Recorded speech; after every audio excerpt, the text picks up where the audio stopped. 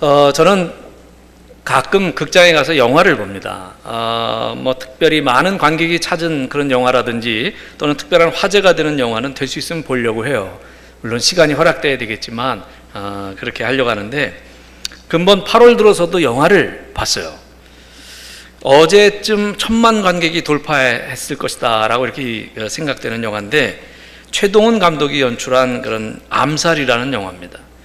암살, 제목만 들어서는 우리 좀 거부감이 있지 않을까 싶은데, 이 영화는 일제시대를 배경으로 해서 상하이와 경성을 무대로 하는 친일파 암살 작전을 둘러싼 독립군들과 상해 임시정부 대원들, 그리고 그들을 쫓는 청부 살인업자, 뭐 이런 사람들의 엇갈린 선택과 예측할 수 없는 그런 운명을 그린 그런 영화입니다.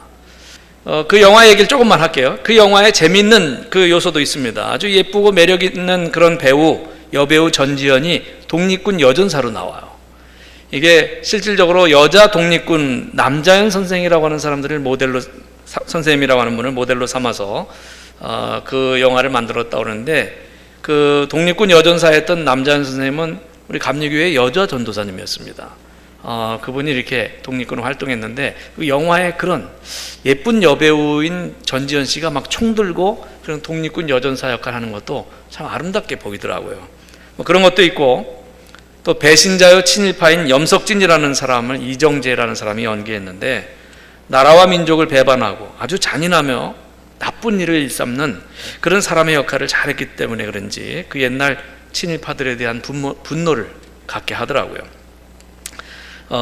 또 그 외에도 뭐 백범 김구 선생이라든가, 그동안 잘 이렇게 등장하지 않았던, 역사에 잘 등장하지 않아서 많은 사람이 몰랐던 약산 김원봉 선생이라든가, 그런 사람들에 대한 이야기도 나와서 역사 공부도 된다 하는 생각을 했습니다.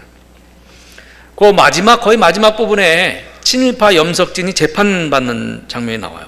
거기에 반민특위라고 하는 그 반민특위, 그게 반민족행위 특별조사위원회인데, 거기에 대한 이야기도 언급되면서 지나간 과거의 역사의 그 아쉬움에 대한 것도 이렇게 느끼게 하는 영화였습니다. 그 영화의 마지막 부분의 그 재판 장면에서 염석진이 한 말이 있습니다. 이 나라가 이렇게 갑자기 해방을 맞을 줄 알았다면 내가 그런 삶을 살았겠는가? 나는 일본이 계속 우리를 지배할 줄 알아서 난 그런 일본 편에 섰다 이거예요. 이렇게 독립되고 해방될 줄 알았으면 난 친일하는 일을 안 했을 거다, 그 얘기를 하는 장면이 나옵니다. 해방될 줄 몰랐다는 거죠.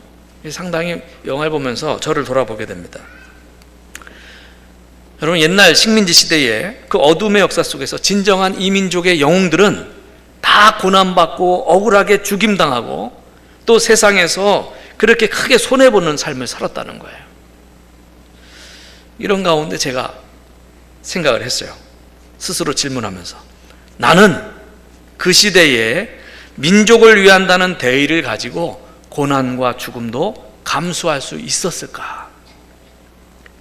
자, 제가 서두에 이런 말씀 드린 것은 오늘 사도행전 48번째 강의 시간인데, 오늘 본문을 읽으면서 그 영화를 보면서 가졌던 질문과 아주 유사한 질문을 제가 갖게 됐어요. 뭐냐면, 나는 사도 바울과 같은 그 시대에 사도 바울처럼 신앙인으로, 기독교인으로 내가 그 자리에 있었다면 나는 그 시대에 복음 전파라는 대의를 가지고 고난과 죽음도 감수할 수 있었을까? 이 질문이 그 영화 속에서 내가 느꼈던 그 질문과 이렇게 겹쳐지는 겁니다. 자, 오늘 본문의 말씀 한번 읽어볼까요? 19절 말씀, 우리 자막 있는 내용을 천천히 같이 읽으시겠습니다. 시작. 유대인들이 안디옥과 이고니온에서 와서 무리를 충동하니 그들이 돌로 바울을 쳐서 죽은 줄로 알고 시외로 끌어내치니라. 아멘. 사도행전에서 사도 바울의 1차 전도 여행 그 과정이 쭉 나오는데요, 그 1차 전도 여행 과정을 잠깐 우리 한번 되짚어 볼게요. 수리아에 있는 안디옥 교회에서 파송을 받습니다. 그래서 배를 타고 지중해를 건너면서 구브로 섬에 가서 첫 번째 전도를 해요. 지금 지중해에 있는 키프로스라고도 하고 사이프러스라고도 하는 그 섬에서 전도를 하는데, 그 섬에서 중요한 일이 뭐였죠? 그 섬의 영적인 부분을 쥐고 있었던 바예수라고 하는 마술사, 그 마술사와 영적 전쟁에 승리하죠. 그 마술사의 방해에도 불구하고 그를 제압하고 총독에게도 복음 전하고 구브로 섬에 복음을 전했습니다. 그리고 바울 일행은 거기서 배 타고 비시디아 안디옥이라고 하는, 지금 터키 서부 지역인데 그 비시디아 안디옥이라는 곳으로 가요. 비시디아 안디옥에 가서 안식일 날 회당에 찾아 들어가서 그 뒤에 앉으니까 그 회당에 그런 랍비들이 앞으로 좀 나와서 자기소개를 하고 얘기를 하라고, 그래서 나가서 그 자리에서 사도 바울이 본격적으로 긴 설교를 하죠. 예수 그리스도에 대해서, 복음에 대해서 설교를 하는 겁니다. 그래서 그것을 받아들인 사람이 있고 반대하는 사람이 생겼어요. 그래서 이제 비시디아 안디옥에서 이고니온으로 가서 거기서도 복음을 전하라고, 그 이고니온에서 루스드라라고 하는 곳으로 가서 복음을 전하죠. 그 루스드라에 이르렀을 때 사도 바울의 설교를 들으려고 나면서부터 걷지 못하는 장애인이 그 자리에 와서 앉게 되는 겁니다. 그 자리에 앉아서 바울의 설교를 듣고 있는데, 바울이 설교하다 보니까 나면서부터 걷지 못하는 앉은뱅이 장애인인데 눈이 딱 마주쳤는데 그 사람 속에 믿음이 있는 것이 보였어요. 우리가 지난 시간에 봤던 내용이죠. 딱 보는데 그 사람 속에 믿음이 있는 것을 보고 바울이 설교 중에 그 사람을 일으킵니다. 일어나라고. 기적이 일어났어요. 그 자리에서 벌떡 일어나는 기적이 일어난 거죠. 그 믿음을 보고 기적을 일으켰는데, 그래서 우리가 지난 시간에 생각했던 명제가 있습니다. 믿음은 능력을 가져온다는 거예요. 자, 이제 그 루스드라에서 계속 일어난 일들을 우리가 생각해 봅니다. 그 장애인을 고치니까 사람들이 난리가 났어요. 제우스 신과 헤르메스 신이 인간의 육신을 입고 이곳에 왔다 이거죠. 그러면서 난리가 났는데 자신들에게 막 그 제사장들이 와서 제사 드리려고 하고, 그래서 바울 일행이 옷을 찢으면서 우리는 당신과 똑같은 사람이다, 그렇게 이야기하는 장면까지 우리가 보았죠. 그 이후에 오늘 본문으로 이어질 때 우리가 이제 배경을 생각합니다.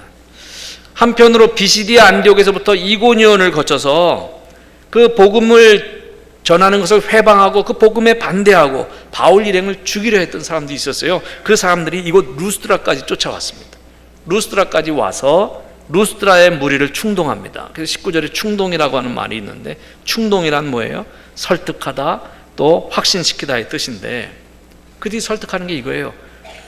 예수는 죄인으로 죽었는데 그 예수가 하나님의 아들이고 죽음에서 부활했다라고 하는 이런 거짓을 전하는 사람들이라는 거예요. 바울과 바나바가. 또 그 예수는 율법을 벗어난 그런 이단의 괴수일 뿐이고, 바울과 바나바는 그 이단의 괴수를 쫓는 추종자다, 이렇게 강하게 주장을 하는 겁니다. 그래서 이 바울과 바나바를 오히려 없애든지 제거하든지 쫓아내야 된다, 이렇게 설득을 한 거죠. 루스드라에 있는 사람 중에서 그들의 근거 없는 그 주장에 설득당해서 바울을 돌로 치는 사람들이 생겨났어요. 그래서 이 이고니온과 비시디아 안디옥에서 온 사람들과 합세해서 바울을 돌로 치게 된 겁니다. 그들이 얼마나 돌로 세게 바울을 쳤는지, 얼마나 많이 쳤는지, 그 바울이 쓰러졌을 때 사람들이 죽은 줄로 알았다는 거예요. 바울이 죽은 줄로 알았다는 거예요. 그래서 죽은 시체를 성 밖으로 내쳤다는 겁니다. 여러분, 바울은 그 돌을 맞고 거의 실신하다시피 했어요. 남들이 봤을 때 죽었다라고 여길 정도로 그렇게 까무러쳤어요. 복음에는요, 영광도 있지만 고난도 있습니다. 여러분, 복음은 우리 민족주의자들, 그 일제시대에 그런 독립운동한 사람도 있었지만, 복음은 그 민족주의를 뛰어넘고요, 이 세계의 휴머니즘을 뛰어넘는 거예요. 복음은 많은 사람들에게 영생을 주는 거예요. 생명을 주는 겁니다. 복음에는 영광도 있지만 이런 고난도 따르는 겁니다. 분명히 복음은 그 자체로 영광스러운 거예요. 이 세상에서 복음보다 더 영광스러운 것은 없습니다. 따라서 복음을 전한다는 것 자체가 영광스러운 일이고, 그리고 그것이 굉장히 뜻깊은 일이라는 거죠. 복음 전하는 자에게도 영광을 하나님께서 주신다는 겁니다. 그런데 그 영광만 있는 게 아니라 고난도 있다는 거죠. 성경에는 바울이 고난당한 이야기가 참 여러 군데 나와요. 옥에 갇히기도 하고, 고린도후서 11장에 보면 11장 23절 이하에 보면 옥에 갇히기도 수없이 하고, 매도 수없이 맞았고, 여러 번 죽을 뻔한 그런 위기도 겪고요, 전도 여행 중에 강도의 위협을 당하기도 하고, 강과 바다의 위험 속에도 빠져보고, 광야의 위험도 있었고, 또한 잠도 제대로 자지 못하고, 줄이며 목마르고 여러 번 굶고 춥고 헐벗었다는 그 내용이 고린도후서 11장 23절에서 27절까지 바울이 이렇게 쭉 고백한 내용이 있습니다. 그 옛날 독립운동가들이 그 독립운동하면서 그렇게 어려움 당했듯이 바울이 복음 전하면서 이렇게 어려움 당한 이야기가 쭉 기록되어 있어요. 그 외에도 사람들에게 놀림당하는 그 정신적인 고난, 또 자신에 대한 여러 가지 고민, 그 영적인 고난도 있었습니다. 여러 가지 고난과 역경과 환난으로 인하여서 참 힘들었던 것을 바울은 서신 여러 곳에서 고백하고 있어요. 또 한 가지, 바울의 고민 중에는 민족을 위한 고민도 있었어요. 자기 민족, 유대 민족, 이스라엘 종족을 향한 고민도 있었습니다. 그래서 이렇게 고백을 해요. 나는 내 민족을 생각하면 눈물이 나고 가슴이 찢어진다. 나는 왜 이방인의 사도로 부름을 받았는가? 왜 내 민족은 구원받지 못하는가? 왜 유대인들은, 왜 이스라엘 사람들은 메시아를 거부하는가? 그렇게 고백하는 그 민족을 위한 그런 고통을 이야기하는 바울의 고백도 있었습니다. 자, 여러분, 사도 바울은요, 이렇게 복음과 예수님 때문에 복음과 예수 그리스도를 전하다가 인간으로서는 감당하기 힘든 여러 가지 고난, 육체적, 정신적, 영적인 고난을 겪게 되는 거죠. 그렇지만 바울은 모든 고난을 이길 수 있었습니다. 자, 어떻게 바울이 이 고난을 견딜 수 있었을까요?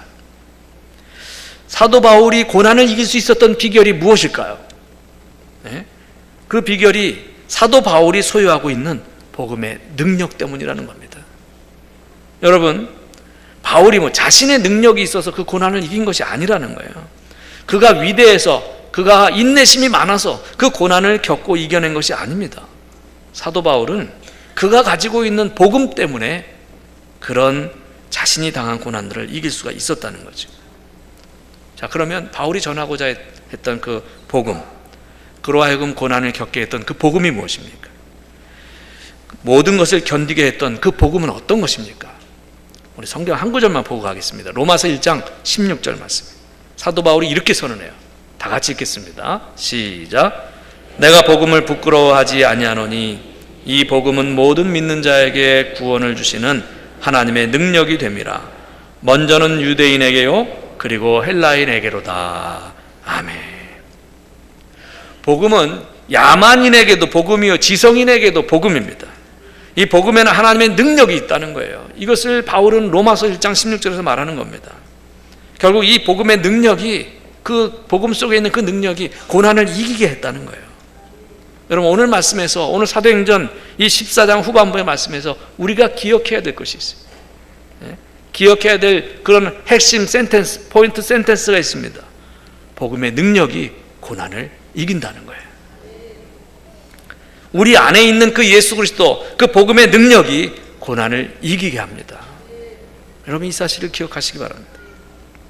바울은 복음 때문에 고난을 겪지만 이 복음으로 말미암아 하나님의 영광을 경험할 수 있다는 것을 알고 그것을 알았기 때문에 현재 고난을 이길 수 있었던 거예요.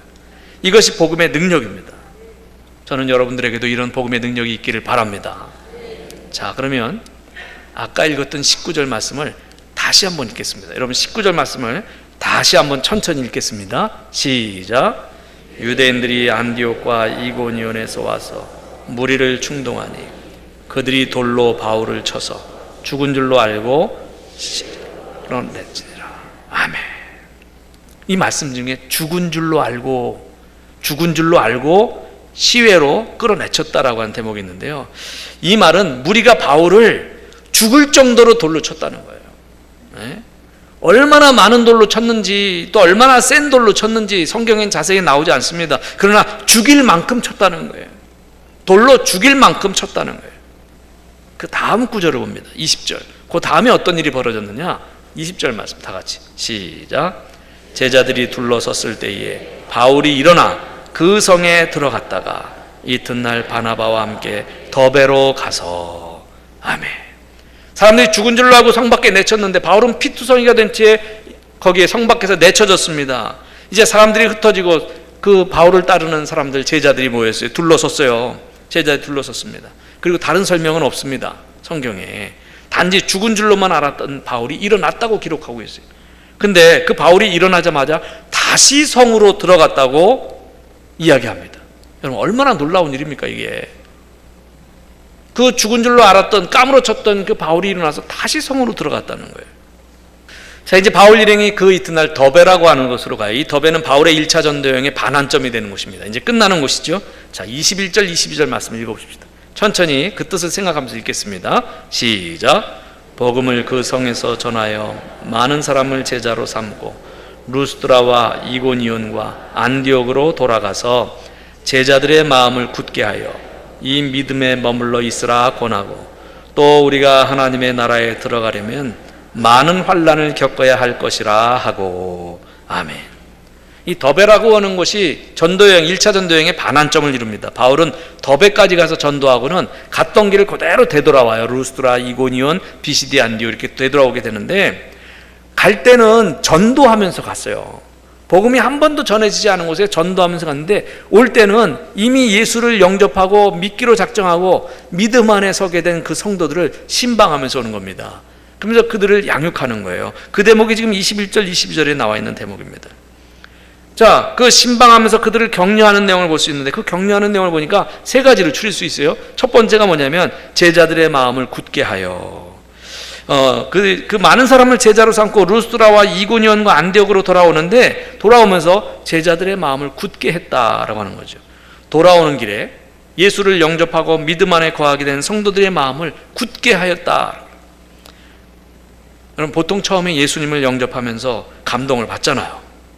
감동을 받잖아요. 저희 교회도 그런 일들이 있어요. 예? 그 봄에 그 알파 코스를 통해서 처음 복음을 접하고 눈물로 감동적인 간증을 해놓은 그런 분들이 계십니다. 근데 예수님을 영접하면서 이렇게 감동을 받는데, 이 감동이 계속 갔으면 좋겠는데 그렇지 않잖아요. 시간이 지나면서 의심이 생기고 믿음이 흔들리기도 하는 거예요. 그리고 여러분, 예배 때 와서 어떤 때는 성가대 찬양만 들어도 막 눈물이 나고 감격할 때 있었잖아요. 예? 왜 그러세요? 여러분 표정 마치 없었던 사람처럼. 목사님 설교를 들으면 마음속에 팍팍 찔리고 그럴 때가 있었잖아요. 근데 계속 신앙생활 하다 보니까 그런 게 점점 시들시들해지고 믿음이 내가 있었는지 의심도 생기고.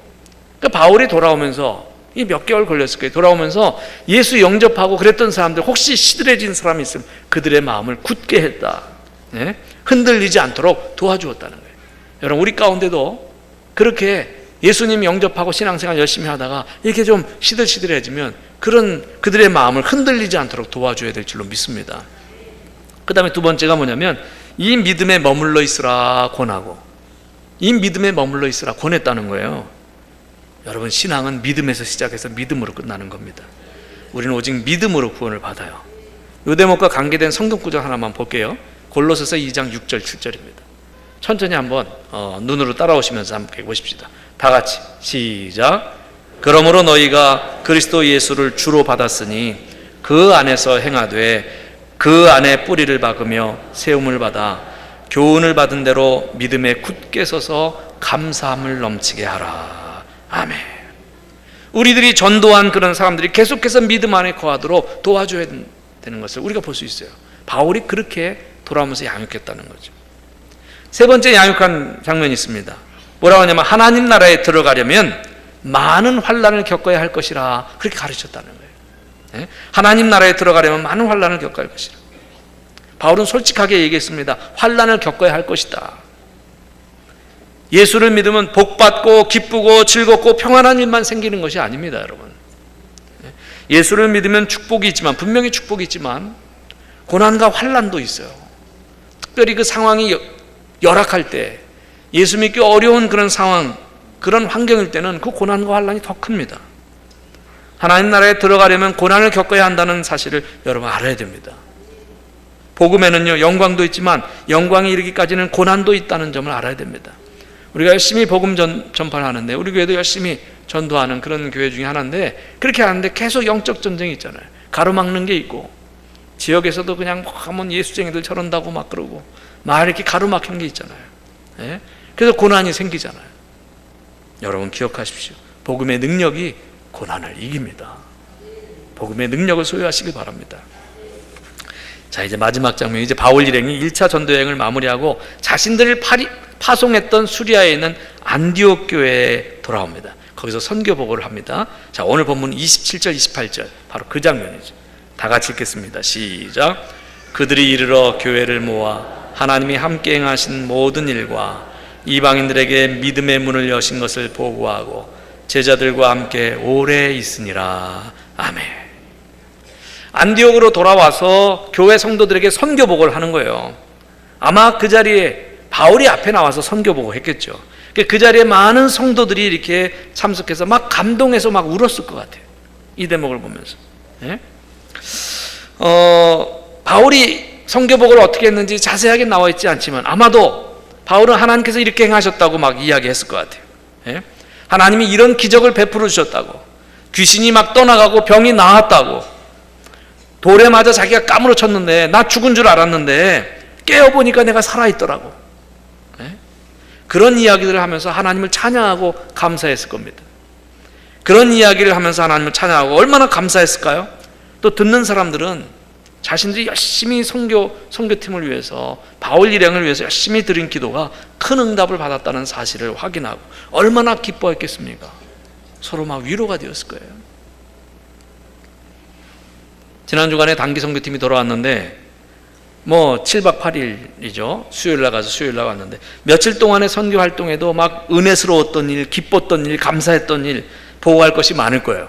아마 다음 주일 오후에 우리 여러분 그 선교보고를 들을 텐데, 그 한 주간 동안에도 그런 보고할 일이 많을 텐데 바울 일행은 수개월 동안 그 전도 여행을 하면서 정말 많은 역사가 있었으니까 그것을 이렇게 보고할 때 그 감격과 감동은 대단했을 겁니다. 이게 초대교회 첫 번째 선교사의 보고 시간이었다는 거죠. 그게 오늘 본문 끝에 있는 그 장면입니다. 그래서 그 다음에 이 선교팀이 안식했다라고 하는 거예요. 저는 오늘 본문의 말씀을 보면서 제가 구밀보를 읽는데 구밀보 그 뒷장에 역경의 열매란을 제가 자주 본다는 거 여러분 잘 아실 겁니다. 이번 주까지 방글라데시 선교사 이 박천록 선교사님의 간증이 나왔어요. 그 이슬람 나라에 가면요, 그 무슬림들은 굉장히 배타적이죠. 타종교인을 굉장히 핍박하고 본격적으로 그들을 개종시키려고 하면 위협과 협박 그리고 죽임을 당하기도 일쑤입니다.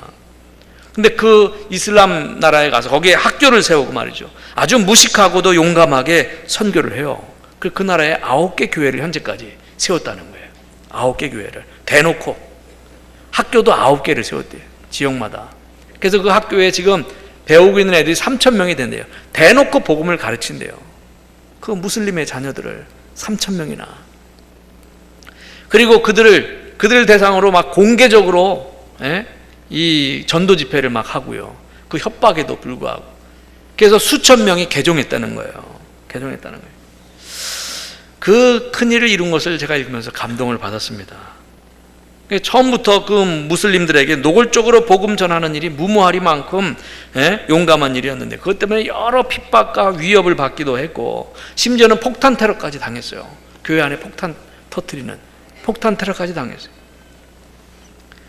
그리고 그 나라에서 2번이나 추방을 당했어요. 2번이나.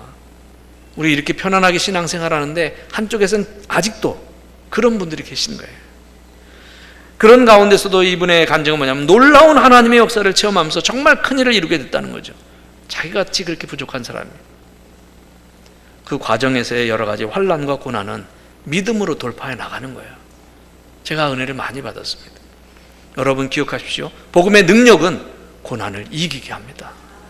그 복음의 능력이 우리 가운데 있을 때, 예수 그리스도 그 복음의 능력이 우리 가운데 있을 때 어떠한 영적 전쟁에서도 승리할 수 있다는 겁니다. 우리가 이 땅에 사는 동안 살아계신 하나님을 믿는 믿음으로 예수 그리스도를 내 삶의 중심으로 모시는 복음적 삶을 살아야 될 줄로 믿습니다. 그 복음적 삶을 살 때에 만나는 많은 환난은 우리가 복음의 능력으로 이겨나가야 되는 것입니다. 오늘 시간 또 이 예배에 참여하는 여러분에게 예수 그리스도 그 복음의 능력으로 세상 가운데서 승리하는 삶을 살게 되시는 그런 여러분들 되시기를 주의 이름으로 축복합니다.